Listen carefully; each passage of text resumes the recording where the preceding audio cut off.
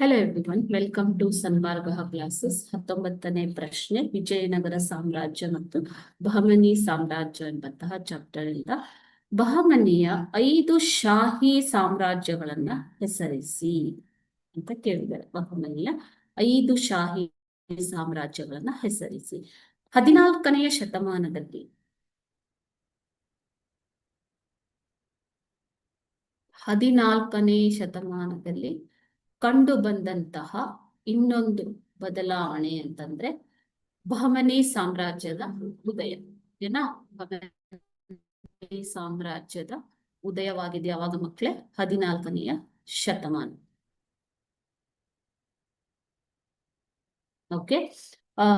1347ರಲ್ಲಿ ಯಾರು ಸ್ಥಾಪಿಸಿದ್ರು ಈ ಒಂದು ಸಾಮ್ರಾಜ್ಯವನ್ನ ಅಂತಂದ್ರೆ 1347ರಲ್ಲಿ ಅಲ್ಲಾವುದ್ದೀನ್ ಹಸನ್ಗಂಗ್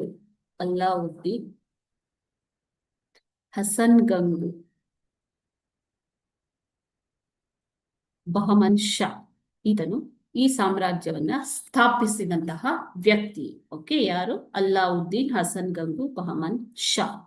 ಸೊ ಇದರಲ್ಲಿ ಆಳ್ವಿಕೆ ನಡೆಸಿದವರು ಅಂತಂದ್ರೆ ಅಹಮದ್ ನಗರದ ನಿಜಾಂ ಶಾಹಿ, ವಿಜಯಪುರದ ಆದಿಲ್ ಶಾಹಿ, ಬಿರಾರ್ನ ಇಮಾದ್ ಶಾಹಿ, ಬೀದರ್ನ ಬರೀದ್ ಶಾಹಿ ಹಾಗೂ ಗೋಲ್ಕೊಂಡಾದ ಕುತುಬ್ ಶಾಹಿ. ಇವು 5 ಶಾಹಿ ಸಾಮ್ರಾಜ್ಯಗಳು ಈ ಒಂದು ಬಹಮನಿ ಸಾಮ್ರಾಜ್ಯದಲ್ಲಿ ಆಳ್ವಿಕೆಯನ್ನ ನಡೆಸಿದಂತಹ ಸಾಮ್ರಾಜ್ಯಗಳು. ಓಕೆನಾ?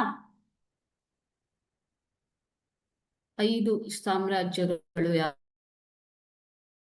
ಯಾರು ಅಂತಂದ್ರೆ 5 ಶಾಹಿ ಮನೆತನಗಳು ಯಾರು?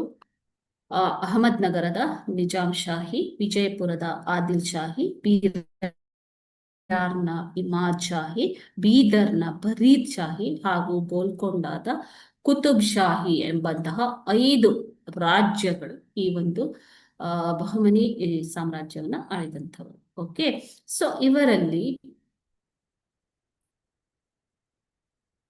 2ನೇ ಮಹಮ್ಮದ್ ಶಾ, ಫಿರೋಜ್ ಶಾ, ಯೂಸುಫ್ ಶಾ, 1ನೇ ಮಹಮ್ಮದ್ ಶಾ ಇವರು ಪ್ರಸಿದ್ಧ ಆಡಳಿತಗಾರರಾಗಿದ್ದಂತೆ. Okay, thank you.